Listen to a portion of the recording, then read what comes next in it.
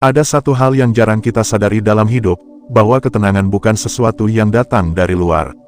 Ia bukan hasil dari dunia yang sempurna, keadaan yang damai, atau orang-orang yang selalu memahami kita. Ketenangan sejati justru lahir dari dalam. Dari cara kita berpikir, menilai, dan merespons segala sesuatu. Jika hari ini kamu merasa hidupmu terlalu bising, terlalu cepat, terlalu kacau, maka kamu tidak datang ke video ini karena kebetulan. Kamu sedang ditarik oleh satu hal yang lebih dalam. Sebuah dorongan dari dalam diri yang sedang ingin belajar diam, berpikir, dan memahami. Maka duduklah sejenak, bukan untuk menghindar dari dunia, tapi untuk belajar berdiri lebih kokoh di dalamnya. Karena pikiran yang tenang bukan berarti pikiran yang tidak terganggu, tapi pikiran yang tahu cara menenangkan dirinya sendiri. Jika kamu merasa sedang berada di tahap hidup yang butuh arah baru dalam berpikir, tuliskan di kolom komentar, "Aku memilih tenang, bukan karena lemah, tapi karena sadar." Mari kita mulai perjalanan ini dengan satu kesepahaman, ketenangan bisa dilatih. Dan stoikisme menunjukkan jalannya. Ketenangan dimulai dari pikiran yang tidak bereaksi. Epictetus pernah berkata, bukan kejadian yang membuat kita terganggu, tapi cara kita menilai kejadian itu. Kalimat ini sederhana, tapi efeknya dalam. Kita tumbuh dalam dunia yang begitu cepat memancing reaksi. Ketika seseorang membentak, kita ingin membalas. Ketika kita dihina, kita ingin membuktikan. Ketika ada masalah, kita merasa harus segera menyelesaikan semuanya sekarang juga. Tapi coba renungkan, apakah semua reaksi itu membuat kita lebih damai, atau justru menambah bising dalam kepala? Disinilah Stoik mengajarkan kita satu prinsip penting, kendali atas pikiran lebih berharga daripada kendali atas dunia. Dunia luar tidak selalu bisa kita atur, tapi pikiran kita bisa. Coba pikirkan tentang kemarahan. Ia sering muncul karena kita merasa diperlakukan tidak adil. Tapi Stoik tidak sibuk mengubah orang lain agar adil. Mereka sibuk melatih diri untuk tidak mudah terganggu. Bayangkan kamu sedang duduk di taman, lalu datang seekor anjing menggonggong keras ke arahmu. Apakah kamu marah pada anjing itu? Tidak, karena kamu tahu itu kodratnya. Lalu mengapa kamu marah ketika seseorang yang terbiasa menyakiti kembali menyakitimu? Mungkin karena kamu belum mengenal kodratnya. Atau kamu masih berharap dunia berubah demi kenyamananmu. Padahal, kenyamanan batin datang bukan dari mengubah dunia, tapi dari mengubah bagaimana kita menyikapi dunia. Ini bukan tentang menjadi lemah atau pasif, tapi tentang memilih mana yang layak diberi reaksi, dan mana yang cukup diamati.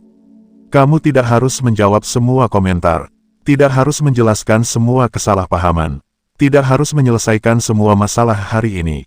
Terkadang, justru dengan tidak bereaksi, kita bisa lebih jernih melihat akar persoalan. Ketika kita terbiasa tidak langsung merespons, kita memberi ruang bagi diri untuk berpikir. Ruang itulah yang menjadi tempat munculnya ketenangan. Stoik mengajarkan kita tentang premeditatio malorum, membayangkan kemungkinan terburuk agar kita tidak terkejut ketika hal itu benar-benar datang. Tapi ini bukan bentuk pesimisme. Ini bentuk kesiapan. Karena ketenangan sejati bukan muncul ketika semuanya berjalan baik, tapi ketika yang buruk pun datang, kita tetap tenang menyambutnya. Latihannya sederhana. Saat kamu ingin bereaksi karena tersinggung, coba tunda 5 detik.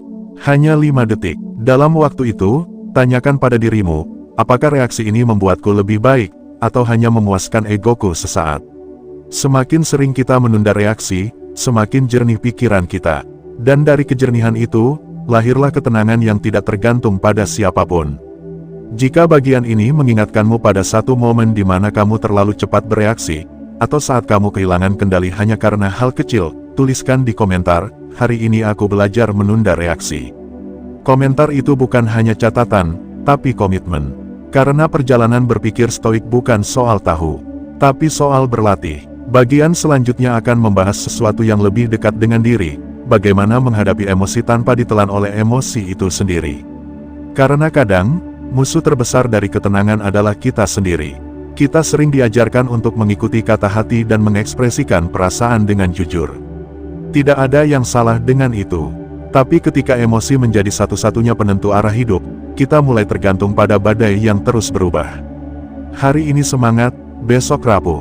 Hari ini yakin, besok ragu. Jika kamu sedang mendengar ini sekarang, percayalah, kamu tidak sedang tersesat. Kamu tidak datang ke sini karena kebetulan. Kamu datang karena ada bagian dalam dirimu yang ingin belajar berdiri tegak di tengah gelombang batin. Bukan untuk mematikan perasaan, tapi untuk mengendalikan arah. Karena stoikisme bukan tentang menjadi batu yang dingin, tapi menjadi akar yang kuat. Jika kamu merasa selama ini terlalu sering dikendalikan oleh emosi, tuliskan di komentar, "Aku belajar mengendalikan, bukan ditelan perasaan." Hari ini kita bicara tentang emosi. Tentang bagaimana cara berpikir stoik membantu kita tetap tenang, bahkan saat batin terasa berkecamuk. Emosi datang dan pergi, tapi kendali tetap di tanganmu.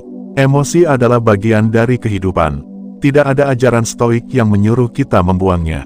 Tapi stoik mengajak kita untuk tidak menjadikan emosi sebagai penguasa. Emosi itu seperti cuaca, datang, pergi, berubah, dan kadang tak terduga. Tapi apakah kita akan merubah seluruh rencana hidup hanya karena hujan turun sebentar? Begitu pula seharusnya kita memperlakukan emosi. Rasakan, sadari, tapi jangan larut di dalamnya. Marcus Aurelius menulis, "Kamu punya kekuatan atas pikiranmu, bukan atas kejadian di luar dirimu." Sadarilah itu, dan kamu akan menemukan kekuatan. Seringkali kita percaya bahwa emosi muncul karena orang lain. Tapi sejatinya, emosi tumbuh dari tafsir kita sendiri. Saat seseorang berkata sesuatu yang kasar, reaksi marah itu muncul bukan karena kata-katanya, tapi karena penilaian kita terhadapnya. Stoik mengajak kita memisahkan antara stimulus dan reaksi, antara kejadian dan interpretasi, karena di ruang antara kejadian dan reaksi itulah terletak kebebasan kita. Kamu bisa memilih untuk marah, bisa memilih untuk tenang, tapi tidak bisa memilih dua-duanya sekaligus.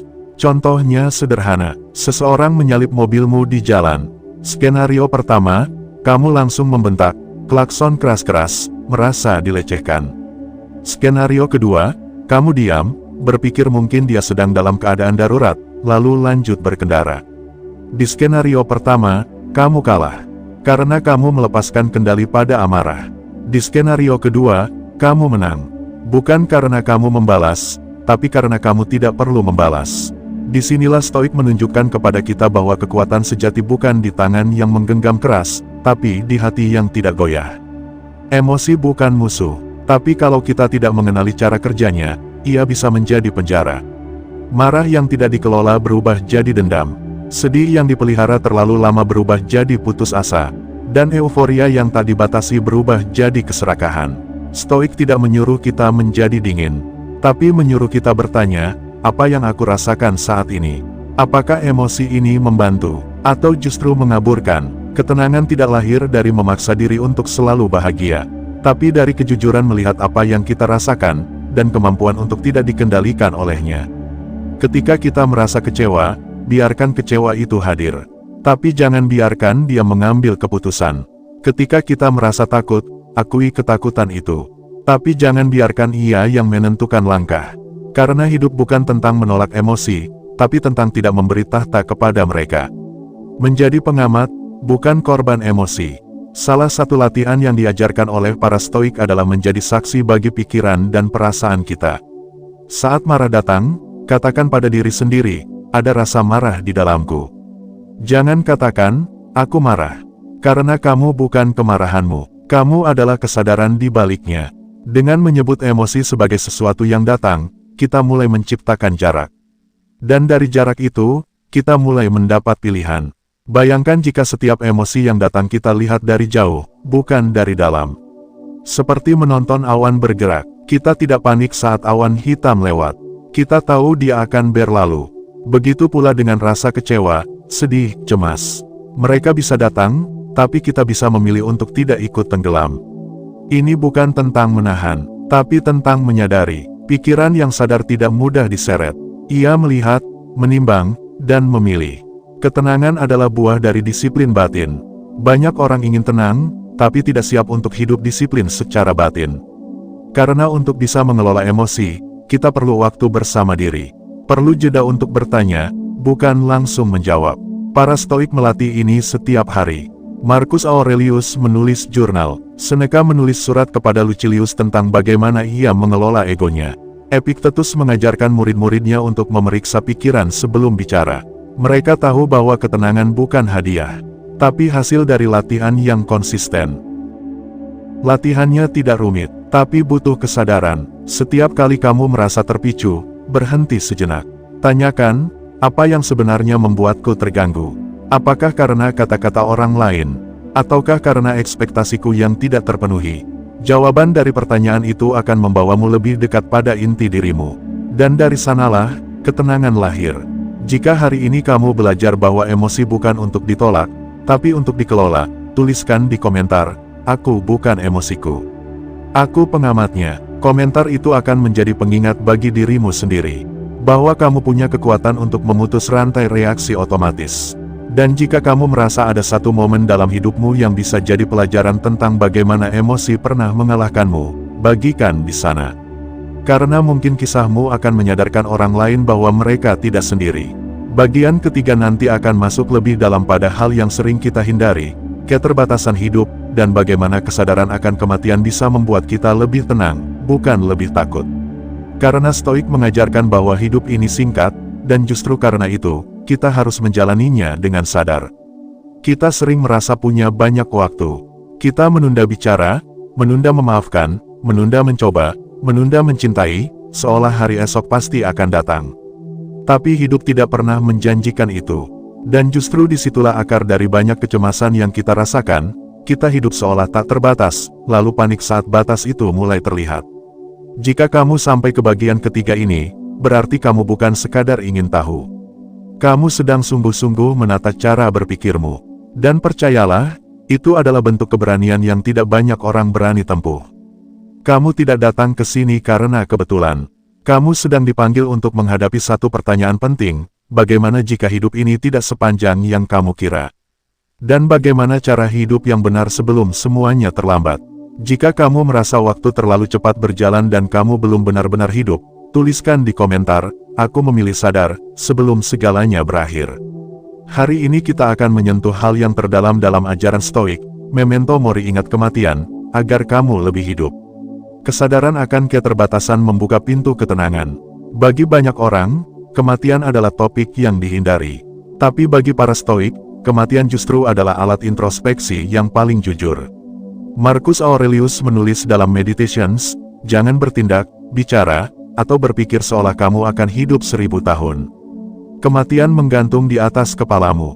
Maka, jadikan hidupmu bermakna sekarang juga." Apa maksudnya? Maksudnya sederhana. Kita sering menunda kebaikan, kejujuran, keberanian, karena kita merasa masih punya waktu.